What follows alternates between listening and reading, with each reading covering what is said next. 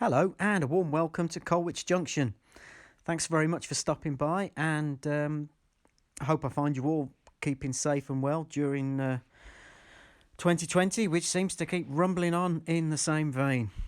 Anyway, besides all of that, the opening shots you can see are of the real Colwich Junction and some of the overhead wires and equipment that are in existence over the junction. Some of the stuff is quite old from when the line was first electrified, and there's been lots of other bits added over the years, including extra power feeds and all different systems. I don't pretend to be an expert in anything really, and if you think I am, then you're wrong.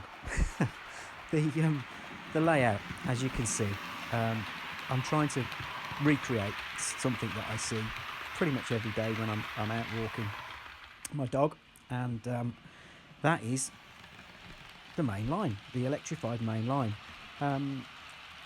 There are probably more variations on the overhead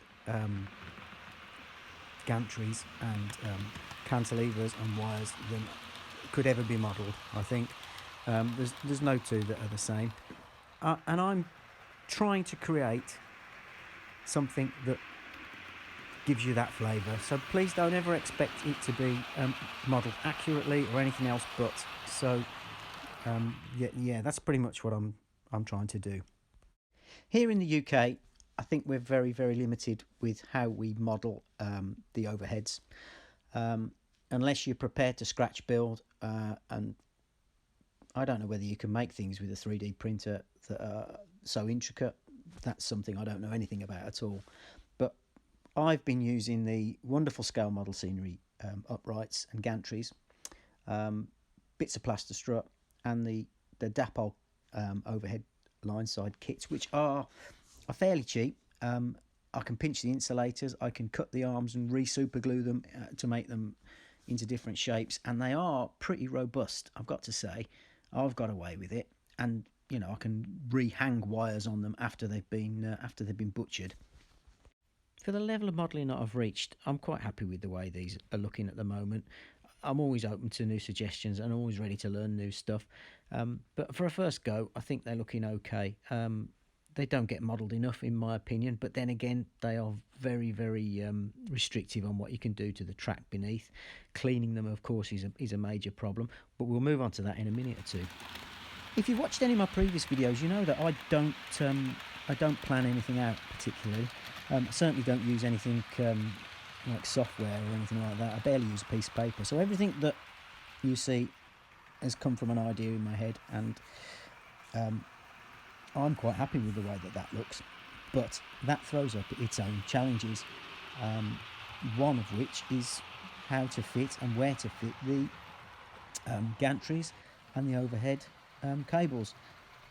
In some respects, I guess that's the same problems that the engineers that initially installed them on the West Coast Main Line and any other electrified railway line had. They've got to fit it in around the existing track work and infrastructure. So if you're really eagle-eyed, you may have noticed stanchions and gantries being in one position one month and somewhere totally different the next time. And if you follow me on Instagram, which is where I tend to post most of my content, you would notice that even more. If you noticed in the previous shot and this one, the graphic at the bottom is just highlighting the fact that the tunnel is now boxed in. It's just made out of plywood and a few of the bits of scrap that were lying around. It's just so I can lose that light showing as the trains go around the horrible sharp corners. It's also proved quite handy as it doubles up as a bit of a storage shelf.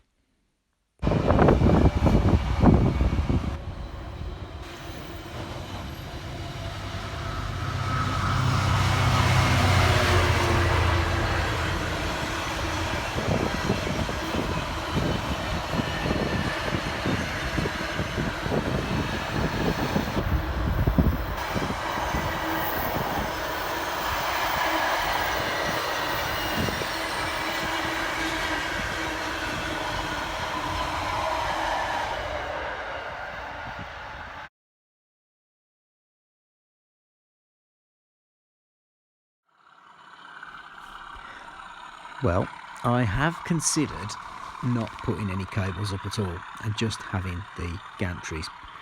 But I like the look of the cables, and that then throws up the problem of keeping your track clean. It's really fiddly getting to anything you dropped or comes derailed, anything like that. This is where my trusty Class 57 is just bringing into shop the Shard unit, which is a British built unit, about the price of a loco, I suppose, a small loco. It's been fantastic. It really has highlighted how dirty my track was.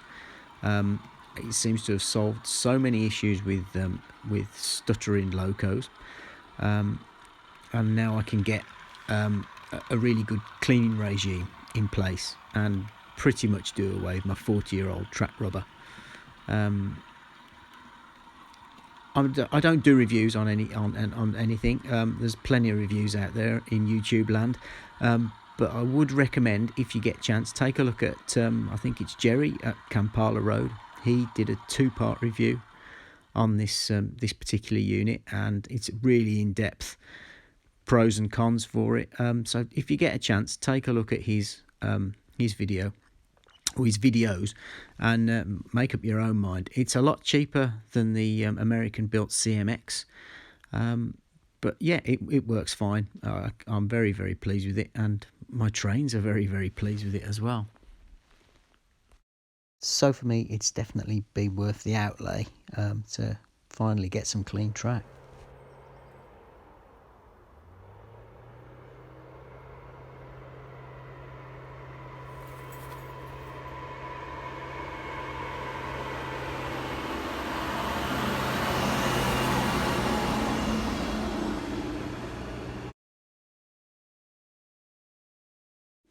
As I've already mentioned, the lack of planning throws up its own set of problems, and this is the next one.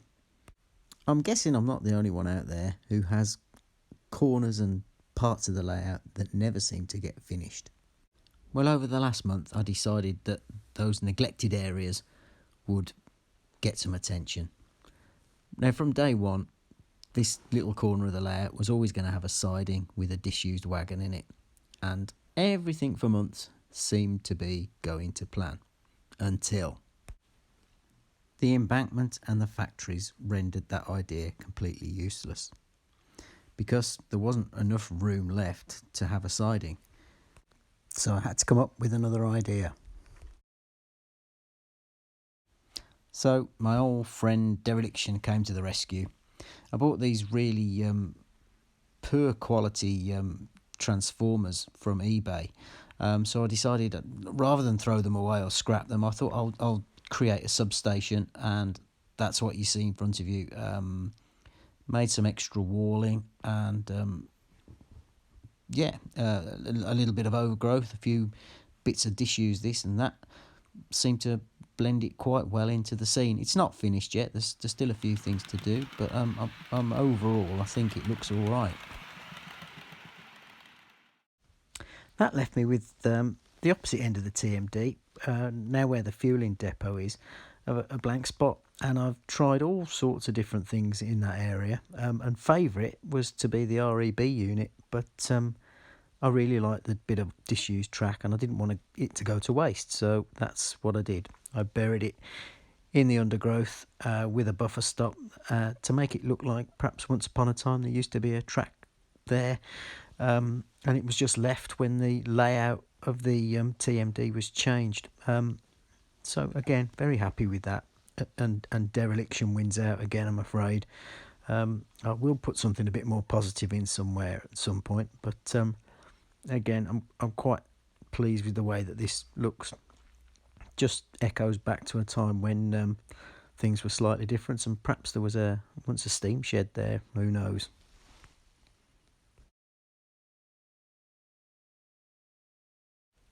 The little bit of land behind the shed was also given the same kind of treatment, so it looks a bit unloved.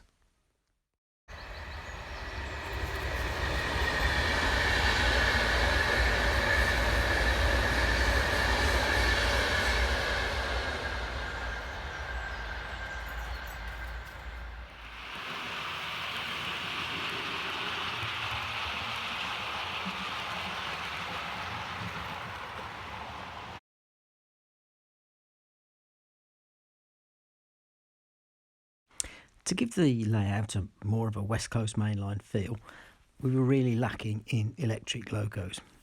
This beautiful Class 87 came up second hand from one of the major online retailers, but that, as you can see from the photographs, was only just the beginning. She wouldn't run very well at all. I've never taken one of these things apart into quite as many pieces as I had to with this, but as you can see from the photographs, everything was completely covered in lard. Well, it looks like lard. It smelt a bit like lard, but anyway, yeah, everything's covered in grease. Ridiculous amounts of grease. I don't know whether somebody has done that, servicing it themselves, or whether that was from the factory. But even to the untrained eye, like my own, that was far too much. So it was all stripped down, and it did take quite a while, I can tell you, because I've never done that before. And the results are the shots that you can see. She was performing flawlessly afterwards. And yeah, what a welcome addition to the fleet. Looks great with the Mark IIs and the Mark IIIs, although they are the dodgy Oxford rail blue. But yeah, I'm very, very happy with this loco, and Hornby have done a fantastic job with this model. The pantograph is the only thing that isn't quite functioning correctly on this one, but I have managed to secure it into an upright position, although I don't actually run them with them touching the wires.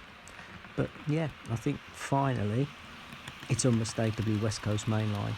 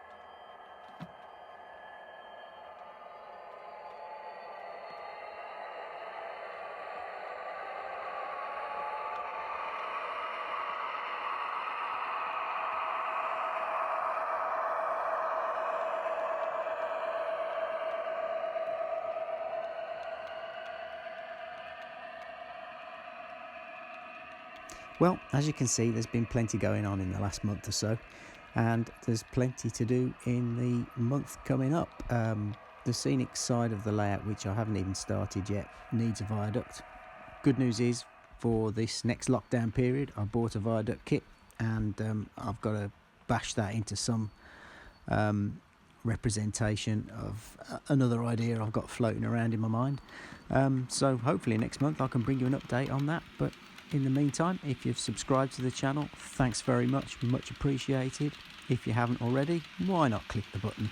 And I hope you all stay safe, and look forward to seeing you all on the next one. Thanks, and see ya. Bye.